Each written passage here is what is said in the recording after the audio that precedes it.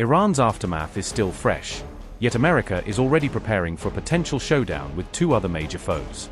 America has launched a $100 million race to prepare for the growing military challenge posed by Xi and Putin.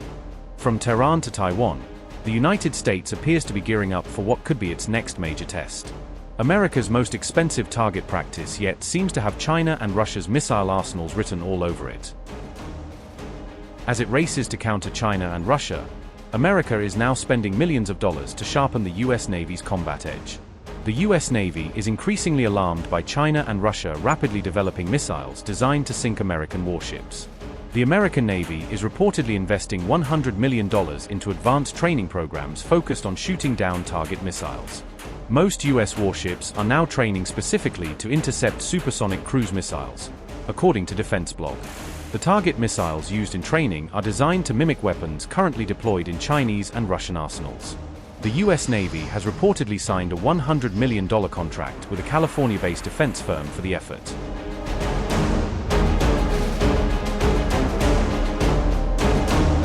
The $100 million investment will fund the Coyote supersonic sea-skimming target missile program.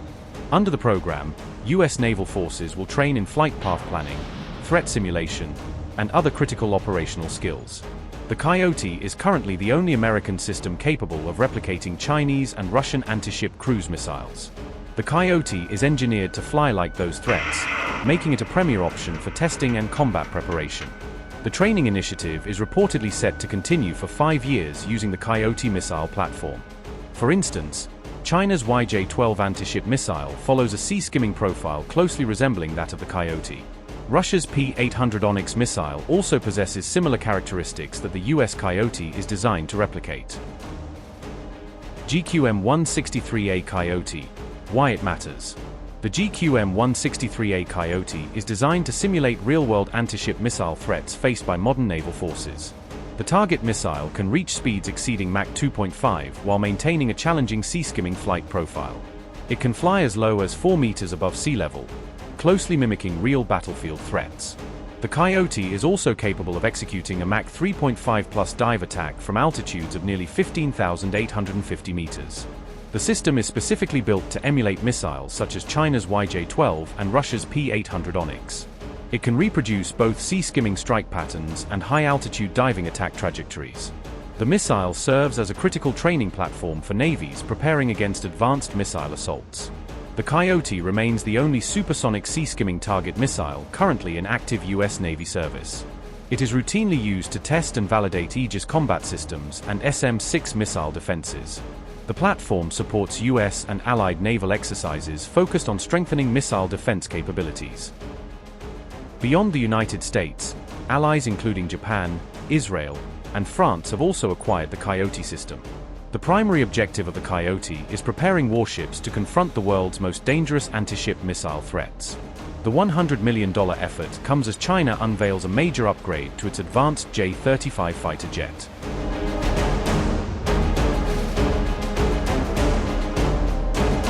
The latest J-35 upgrade featuring 4 Mach 5 capable YJ-15 missiles could dramatically reshape the future of naval warfare. A Defense Security Asia report claimed that American carrier strike groups could face major risks from the J-35's new beast mode configuration. 4 YJ-15 supersonic anti-ship missiles are reportedly mounted internally within the advanced J-35 stealth fighter platform. This major upgrade effectively transforms the Chinese stealth jet into a potent threat against naval targets operating across the Indo-Pacific region. With the YJ-15 missile package, analysts believe China's J-35 could be deployed during the very first hours of wartime operations. Although the configuration remains unconfirmed officially, China's J-35 is now being closely monitored by the US, Japan, Philippines, and Australia.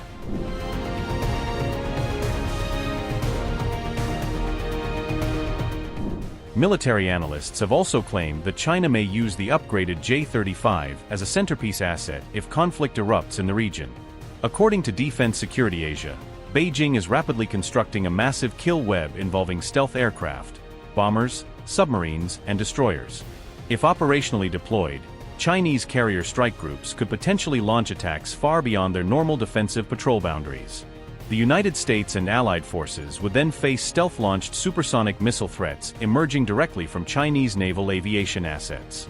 The combination of J-35 fighters and YJ-15 missiles aboard China's Fujian carrier could also signal a new phase of regional dominance. The YJ-15 supersonic anti-ship missile is increasingly being viewed as a major leap forward for the PLA Navy's expanding sea power. Why China's YJ-15 is dangerous. China's YJ-15 is a ramjet-powered supersonic missile specifically designed for high-speed battlefield strike operations. The missile's primary mission role combines anti-ship warfare capabilities with precision land attack strike functions. Reports estimate the YJ-15 possesses a combat range extending beyond roughly 500 to 600 kilometers. The missile is designed for launch from carrier-based fighter jets and other advanced Chinese naval aviation platforms. Its biggest threat lies in its ability to deliver extremely fast maritime strikes against enemy naval formations. The YJ-15 reportedly uses a sea-skimming attack profile, flying barely 3 meters above ocean surface levels. This low-altitude flight path is specifically intended to sharply reduce the interception time available to enemy air defenses. The missile reportedly combines radar guidance, infrared targeting, and anti-jamming technologies to improve strike accuracy under combat conditions. The YJ-15 is also believed capable of targeting both moving warships and fixed land-based objectives with flexibility. Military analysts say the missile could play a major role in blockade operations, island assaults, and anti-intervention warfare strategies. Combat imagery has reportedly shown planned J-15T carrier fighters equipped with dual YJ-15 missile configurations during operations. Strategically, the YJ-15 significantly expands China's ability to project long-range naval strike power across contested maritime regions.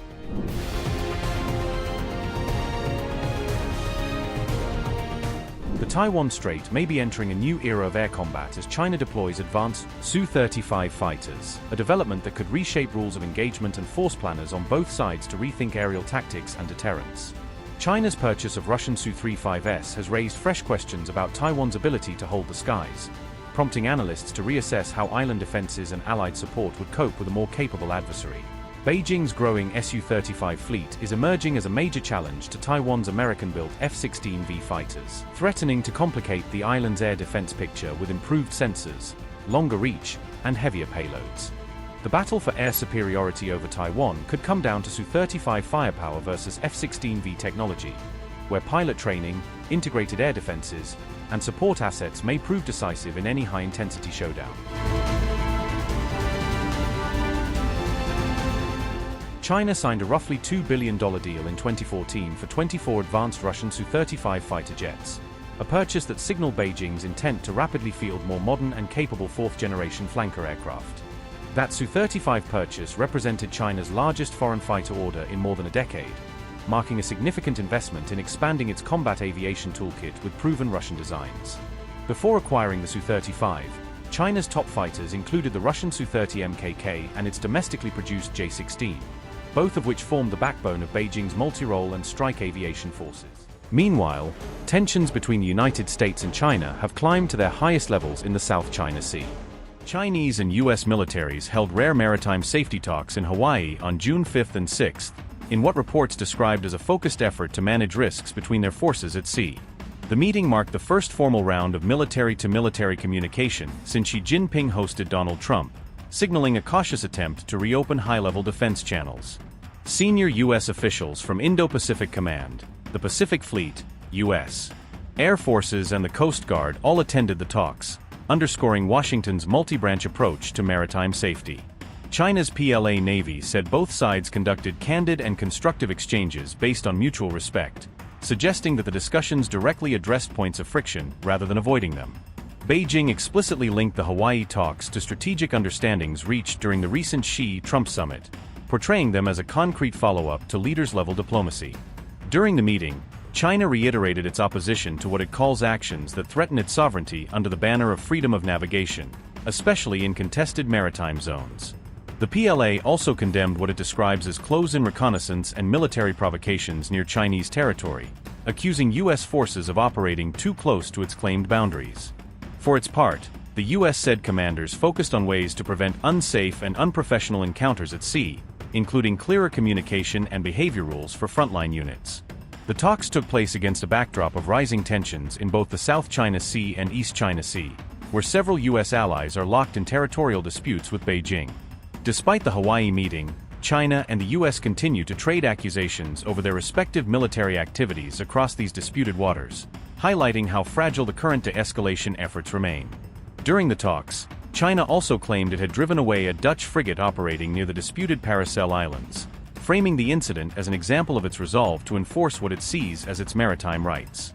Beijing accused the Dutch vessel of increasing the risk of misjudgment and escalation in the area, a charge that The Hague firmly rejected, insisting its ship was acting lawfully in international waters.